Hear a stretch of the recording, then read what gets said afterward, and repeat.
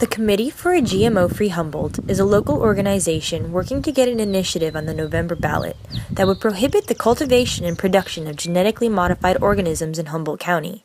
The group has been collecting signatures since June and needs a total of 7,500 signatures to make it on the 2014 ballot. Now, I'm not sure, and nobody's sure, whether GMOs per se are bad for you.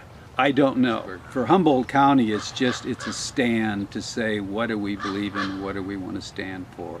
It's about our food, it's the quality of our food, it's about our health. GMO Free Humboldt's mission is to protect local farmers and the community. Somewhere along the way, what scientists have been doing with GMOs and thinking about GMOs has gotten separated from what people shopping at the co-op or the general public are thinking about GMOs. There is this assumption, which is an inaccurate assumption, that there's something wrong with GMOs in the first place.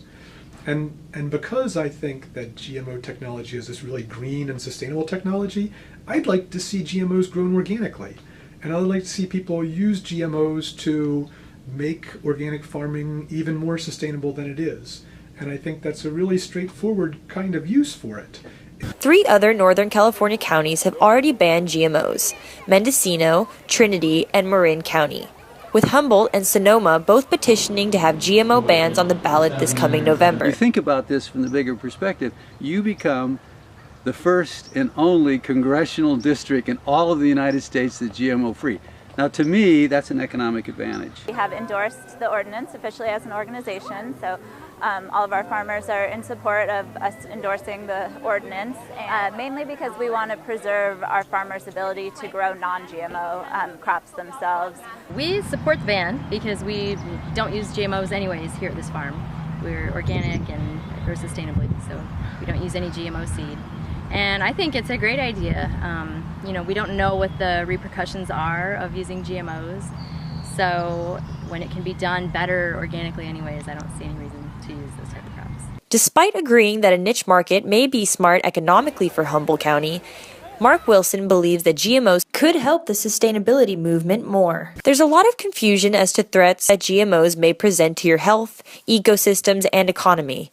But Wilson asked students to search for the truth before signing petitions like GMO Free Humboldt. I understand there's this idea of creating some kind of niche market where you can say made in Humboldt, and that means to people that it's GMO free. Don't, just because you identify with environmentalists, just because you identify with organic farming, don't somehow pick GMOs as the enemy.